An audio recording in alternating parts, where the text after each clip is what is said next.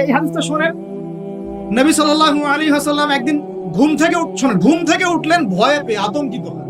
নবীজি ভয়ে পেয়ে আতঙ্কিত হয়ে ঘুম থেকে উঠে বলছেন লা ইলাহা ইল্লাল্লাহ, লা ইলাহা ইল্লাল্লাহ। তখন তার স্ত্রী পাশে যিনি শুয়ে আছেন তিনি বলছেন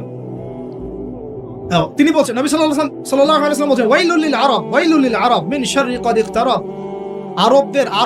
আরব জাতির জন্য ধ্বংস, আরব জাতির জন্য ধ্বংস। কি ভয়ঙ্কর ফিতনা ধেয়ে আসছে ওদের দিকে, কি ভয়ঙ্কর ফিতনা ধেয়ে আসছে। এবং তিনি হাতের ইশারা করে দেখালেন এইভাবে যে আজকে, নবীজি বলছেন 1400 বছর আগের কথা, 1445 বছর আগের কথা, 1445 বছর আগে নবীজি বলেছেন আজকে, ওই সময় আজকে ইয়াজুজ আর মাজুজের যে দেয়ালের কথা মনে আছে? জুলকারনাইনের সময় দেয়াল, এই দেয়াল এতটুকু পরিমাণ খুলে দেয়া হয়েছে, এতটুকু পরিমাণ খুলে দেয়া হয়েছে 1400 কত বছর আগে। তখন তার স্ত্রী বলছেন আনুহলিকু আফিনা সালিহিন, আনুহলিকু আফিনা সালিহিন ইয়া রাসূলুল্লাহ, আমাদের মধ্যে ভালো মানুষরা থাকা সত্ত্বেও কি আমরা ধ্বংস হয়ে যাব? আপনি যে বলছেন ওয়াইলুল লিল আরব, আরবদের জন্য ধ্বংস। নবীজি বলছেন নাম হ্যাঁ, নাম হ্যাঁ, ধ্বংস হয়ে যাবে। ইদা কাসুরাতিল খাবাস, যখন নগ্নতা, বেহায়াপনা, অশ্লীলতা সমাজে রন্ধ্রে রন্ধ্রে ছড়িয়ে পড়বে, তখন আলেম জালেম সব ধ্বংস হবে। এই হাদিসটা অকাট্য হাদিস বুখারী মুসলিমের, মানে এটা সহিহ, এটা বিষয়ে কোনো সন্দেহ নেই। তাহলে নবীজি 1445 বছর আগে বলছেন যে আরবদের জন্য ধ্বংস ধেয়ে আসছে, এবং দেয়াল এভাবে খুলে দেয়া হয়েছে। কাদের দেয়াল? ইয়াজুজ আর মাজুজ। আর ইয়াজুজ আর মাজুজের সাথে আরবদের ধ্বংসকে সম্পর্কিত করা হলো না?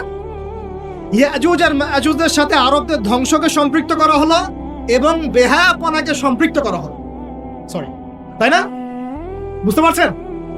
আরব জাতির ধ্বংসের সাথে ইয়াজুজ মাজুজকে কানেক্টেড করা হলো এবং অশ্লীলতাকে, কি বলেন, অশ্লীলতাকে কানেক্টেড করা হলো। এখন আপনি চিন্তা করে দেখেন, সারা বিশ্বে পর্নোগ্রাফি কারা ছড়িয়ে দিয়েছে? বলেন দেখি। পর্নোগ্রাফি কি বেহায়াপনা না? সমাজের ইদা কাসুরাতিল খাবাস, যখন সমাজের রন্ধ্রে রন্ধ্রে বেহায়াপনা ছড়িয়ে পড়ে নাই? মিলান, হাদিসটা মিলান। সমাজের এই মেয়েদের, এই যে ফ্যামিলিস্ট রেভলিউশন কারা ছড়িয়ে দিয়েছে? ফ্যামিলিস্ট রেভলিউশন কারা ছড়িয়ে দিয়েছে? সমাজে মেয়ে ছেলে একসাথে চলবে একই পোশাকে কারা ছড়িয়ে দিয়েছে? সমাজে মেয়েদের বেপরদায় চলার এই সংস্কৃতি কারা ছড়িয়ে দিয়েছে? মাদক আর সুদের সংস্কৃতি কারা ছড়িয়ে দিয়েছে? সবচেয়ে বড় কথা, free sex, open sex, free sex, জেনা, ব্যভিচার, পর্নোগ্রাফি, এগুলো কারা ছড়িয়ে দিয়েছে? এটাই ওই যে খুলে দেয়া হয়েছে। এটা আমার ব্যাখ্যা, এটা আমার বুঝ। পৃথিবীর এমন কোন রাষ্ট্র বাকি রাখে নাই তারা এগুলো ছড়াতে, এমন কোন রাষ্ট্র বাকি নেই। তাহলে সব জায়গায় ছড়িয়ে পড়বে না ইয়াজুজ মাজুজের ফিতনা? ছড়িয়ে পড়েছে। আল্লাহ সুবহানাহু ওয়া তাআলা আমাদেরকে খেলার ছলে সৃষ্টি করেন নাই, তাই করেছেন কি? আল্লাহ সুবহানাহু ওয়া তাআলা এই পুরো মহাবিশ্ব, আসমান জমিন, সাত আকাশ, এই পৃথিবী, জিন ও মানব জাতি, এই সবকিছুই একটা মহৎ বিশাল উদ্দেশ্যকে সামনে রেখে সৃষ্টি করেছে। আল্লাহ পাক কিন্তু খেলার ছলে এগুলো সৃষ্টি করেন নাই। আপনারা একটু আমার সাথে মনোযোগ দিবেন, তাহলে আলোচনা করে মজা পাওয়া যাবে ইনশাআল্লাহ। খেলার ছলে আল্লাহ পাক কোনো কিছুই সৃষ্টি করেন নাই। উদ্দেশ্যটা কি? উদ্দেশ্য হচ্ছে আল্লাহ পাক বলছেন সূরা মুলকের মধ্যে, কোন সূরা? মুলকের মধ্যে, সূরা মুলক আমরা রাতের বেলা তেলাওয়াত করার অভ্যাস করব ইনশাআল্লাহ। এটা গুরুত্বপূর্ণ আমল এবং সুন্নাহ। এই সূরার প্রথম দিকে আল্লাহ পাক বলেছেন আল্লাযী খালাকাল মাউতা ওয়াল হায়াতা লিয়াবলুয়াকুম আইয়ুকুম আহসানু আমালা, লিয়াবলুয়াকুম আইয়ুকুম আহসানু আমালা। আল্লাহ পাক এই জীবন মৃত্যু মানে পুরো বিষয়গুলো সৃষ্টি করেছেন একটা উদ্দেশ্যে। উদ্দেশ্যটা হচ্ছে লিয়াবলুয়াকুম আইয়ুকুম আহসানু আমালা। আল্লাহ পাক দেখতে চান আমাদের মধ্যে আমলে শ্রেষ্ঠকে। আল্লাহ পাক দেখতে চান আমাদের মধ্যে আমলে আহসানকে। আহসান শব্দটা কি? আহসান। হাসান মানে হলো উত্তম, আহসান মানে সবচেয়ে উত্তম, কবির মানে হলো বড়, আকবার মানে কি বলেন? সবচেয়ে বড়, সগীর মানে ছোট, আসগর মানে সবচেয়ে ছোট। তো এখানে যে শব্দটা ব্যবহার করা হয়েছে এটাকে আমরা আরবি ব্যাকরণের ভাষায় বলি ইসমে তাফজিল, আর ইংরেজিতে বলি সুপারলেটিভ ফর্ম। কি ফর্মস? সুপারলেটিভ তো বোঝেন, যেটা দিয়ে সর্বোচ্চটা বোঝায়। এখানে হাসান এর সুপারলেটিভ হচ্ছে আহসান। আল্লাহ পাক দেখতে চান এই দুনিয়াতে আমরা আমলে আহসানকে। সুবহানাল্লাহ। আল্লাহ পাক দেখতে চান না গরু খাওয়া মুসলিমকে। আল্লাহ পাক দেখতে চান না জুমার দিনে কে নামাজ পড়তে আসে।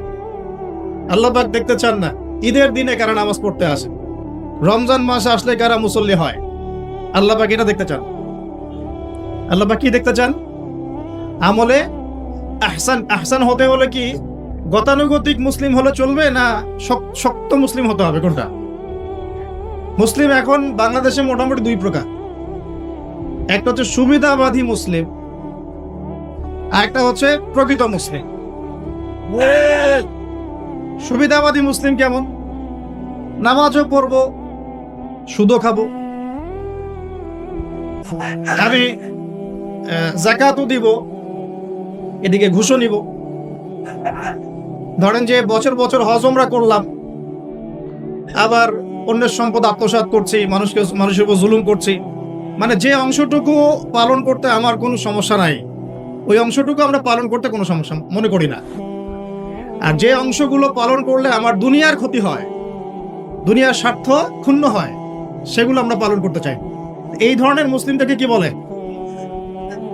সুবিধাবাদী মুসলিম। ইংরেজি একটা সুন্দর শব্দ আছে, শব্দটা হলো Protestant version of Islam. Protestant version of Islam, মানে প্রোটেস্ট্যান্ট খ্রিস্টান আছে, প্রোটেস্ট্যান্ট খ্রিস্টান, ওই রকম প্রোটেস্ট্যান্ট মুসলিম মানে সুবিধাবাদী মুসলিম। তো সুবিধাবাদী মুসলিমদের জন্য কি জান্নাত? মুসলিম কাকে বলে? মুসলিমের সবচেয়ে সেরা এক্সাম্পল আল্লাহ পাক কোরআনে যেগুলো দিয়েছেন, তারা হচ্ছেন নবীগণ। তারা কারা? নবীগণ। এবং সর্বশ্রেষ্ঠ নবীকে মুহাম্মদ রাসূলুল্লাহ সাল্লাল্লাহু আলাইহি ওয়াসাল্লাম। সেই সর্বশ্রেষ্ঠ নবী মুহাম্মদ সাল্লাল্লাহু আলাইহি ওয়াসাল্লামকে আল্লাহ পাক একজন নবীর দৃষ্টান্ত দিয়ে মুসলিম হওয়ার কথা বলছেন, আর মুসলিম হওয়ার উৎসাহ দিচ্ছেন। কিভাবে? সেই নবীর নাম হচ্ছে ইব্রাহিম আলাইহিস সালাম। আল্লাহ পাক সূরা বাকারা পড়ে দেখবেন, শুরুর দিকে আছে, প্রথম পারার একদম শেষের দিকে। আল্লাহ পাক বলছেন, বা'দা আউযু বিল্লাহি মিনাশ শাইতানির রাজীম, ইয ক্বালা লাহু রাব্বুহু আসলিম। হে নবী মুহাম্মদ সাল্লাল্লাহু আলাইহি ওয়াসাল্লাম, যখনই আমি আল্লাহ ইব্রাহিমকে বলেছিলাম আত্মসমর্পণ করো। বুঝুন কথাটা, যখনই আমি আল্লাহ ইব্রাহিমকে বলেছিলাম আত্মসমর্পণ করো, ক্বালা, ইব্রাহিম বলেছিল আলাইহিস সালাম, আসলামতু লিরাব্বিল আলামিন, আমি জগৎ সমূহের প্রতিপালকের নিকটে কি করলাম? আত্মসমর্পণ করলাম। এটা কেমন ছিল আত্মসমর্পণ? আল্লাহ পাক বলেছেন, তোমার স্ত্রী এবং সন্তানকে রেখে আসো। কোথায়? কোথায়? জনমানব শূন্য জায়গায়। তখন কাবা ঘর নির্মাণ হয় নাই, সেখানে খাবারও নাই, পানিও নাই। ইব্রাহিম আলাইহিস সালামকে বলেছিলেন যে আল্লাহ আপনার এই আদেশের পিছনে যুক্তি কি, দর্শন কি, বিজ্ঞান কি? বলেন তো দেখি। ইব্রাহিম আলাইহিস সালাম কি আঙ্গুল তুলেছিলেন আল্লাহ পাকের আদেশের উপরে? না। এটা হলো মুসলিম। বলেছেন সন্তান বড় হয়েছে, ফালাম্মা বালাগা মাআহু সাইয়া, যখন বাচ্চা দৌড়াদৌড়ি করতে শিখলো, মানে দৌড় দিতে শিখলো বাবার সাথে, তখন তিনি বলছেন, ক্বালা ইয়া বুনাই, হে আমার সন্তান, ইন্নী আরা ফিল মানামি আন্নী আযবাহুক, আমি স্বপ্নে দেখেছি আমি তোমাকে জবাই করছি। ফানজুর মাযা তারা, তোমার কি রায় আমাকে বল। সন্তান ইসমাঈল বলছেন, ইয়া বাতি, হে আমার বাবা, ইফআল মা তুমার, আপনাকে যে আদেশ করা হয়েছে আপনি তাই করুন। সুবহান। সাতাজিদুনি ইনশাআল্লাহু মিনাস সাবিরিন, ইনশাআল্লাহ আপনি আমাকে ধৈর্যশীল পাবেন। এই যে বাবা ছেলে, এটা হলো মুসলিম, এটা হলো ইসলাম। ইয ক্বালা লাহু রাব্বুহু আসলিম, আল্লাহ যখন তাকে বলেছেন আত্মসমর্পণ করো, ব্যাস তিনি বিনা বাক্য ব্যয়ে আল্লাহ পাকের হুকুমের সামনে মাথা পেতে দিয়েছে। এর নাম হলো কি? এখন বলেন, এই মানদণ্ডে আমরা কতজন মুসলিম আছি এখন? নামাজের বৈজ্ঞানিক ব্যাখ্যা খোঁজে মানুষ এখন, রোজার বৈজ্ঞানিক ব্যাখ্যা খোঁজে, যাকাতের অর্থনৈতিক ব্যাখ্যা খুঁজি। ব্যাখ্যা তো আছে, আছে না নাই? এই ব্যাখ্যা আমার না জানলেও চলবে। ব্যাখ্যা আছে, ব্যাখ্যা মিলতে পারে, আবার আমার মানে সংকীর্ণ বুদ্ধিতে নাও আসতে পারে। তো আল্লাহ পাক হুকুম করেছেন, বাস যথেষ্ট আমার জন্য। আল্লাহ পাক হুকুম করেছেন তাওহীদ শিখতে হবে, শিখবো। আল্লাহ হুকুম করেছেন 5 ওয়াক্ত সালাত পড়তে হবে, পড়তে হবে। আল্লাহ পাক হুকুম করেছেন যদি আমাদের নেশাব পরিমাণ সম্পদ হয় যাকাত দিতে হবে, বাস দিতে হবে। আল্লাহ পাক মা বোনদেরকে হুকুম করেছেন বালেগা হয়ে গেলে কি করবে, বালেগা হওয়ার আগেও পর্দা করার সিস্টেম আছে, মানে চর্চা করতে হবে। মা বোনদেরকে পর্দা করতে বলেছেন, বাস পর্দা করতে হবে। আল্লাহ পাক বলেছেন সামর্থ্য হয়ে গেলে হজ করো। আল্লাহ পাক আমাকে আপনাদের সবাইকে হজ করার তৌফিক দান করুন, হজ করবে। আল্লাহ পাক বলেছেন যেখানে জুলুম হচ্ছে একে প্রতিহত করো, করতে হবে। প্রতিহত করার অর্থ এই নয়, প্রতিহত করার অর্থ কি? প্রতিহত করার কয়েকটা অর্থ থাকে। সামর্থ্য থাকলে হাত দিয়ে, সামর্থ্য থাকলে কি দিয়ে? আপনার কি সে সামর্থ্য আছে? বাস নাই। ওয়াইল্লাম ইয়াস্তাতি, যদি না পারো ফাবি কি লিসানিহি, ফাবি লিসানিহি, জবান দিয়ে কথা বলেন। আপনার কথা বলার স্বাধীনতা নাই? আছে তো? সত্যি আছে? মাশাআল্লাহ।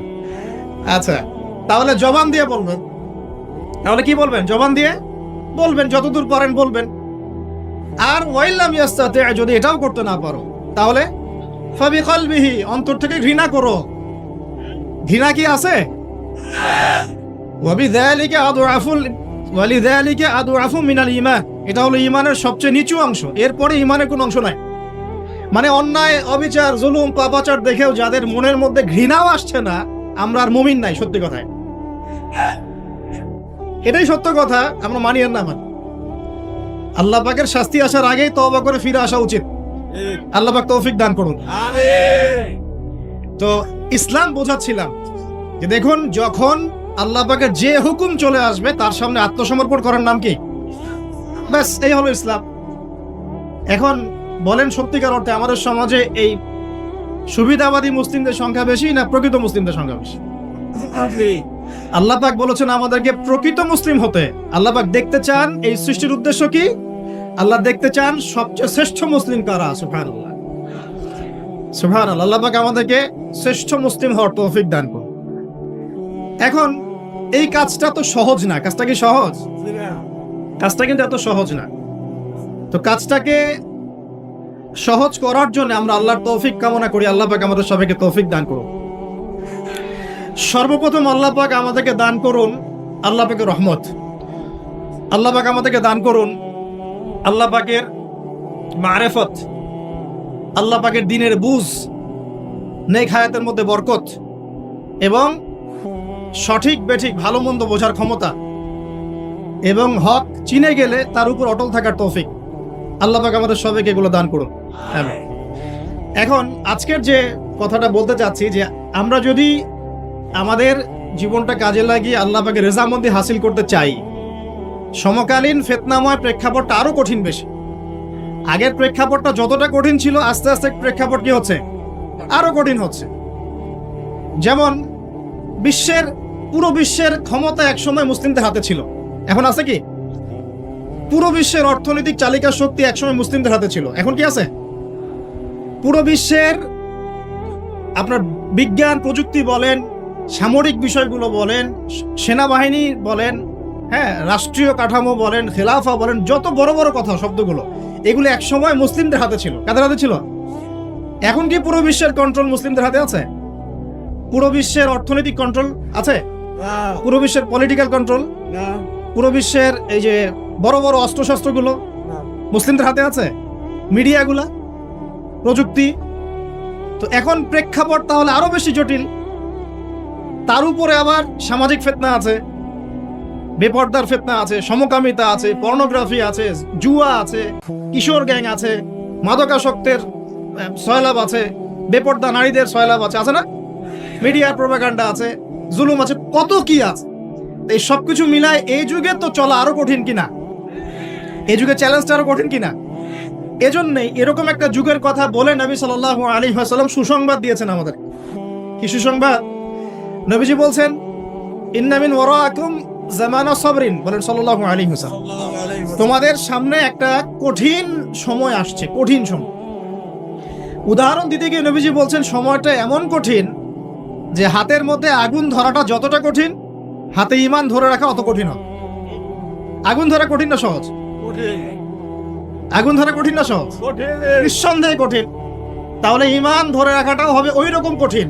তার মানে বুঝতে পারছি এখন আমরা যারা ঈমান নিয়ে চলাফেরা করার দাবি করছি কিন্তু ওই রকম হিট ফিল করছি না, তাহলে ঈমানও সমস্যা নাকি? আচ্ছা, নবীজি বলছে সুসংবাদ হচ্ছে ওই জামানাতে যদি তোমরা আমার সুন্নতের উপরে অটল থাকতে পারো, ভালো করে শোনেন দিনী ভাইরা, ওইরকম ফিতনাময় পরিবেশে কঠিন জামানায় যদি তোমরা আমার সুন্নত আমার আদর্শের উপরে অটল থাকতে পারো, আল্লাহ পাক তোমাদেরকে 50 জন শহীদ সাহাবীর নেকি দিবে।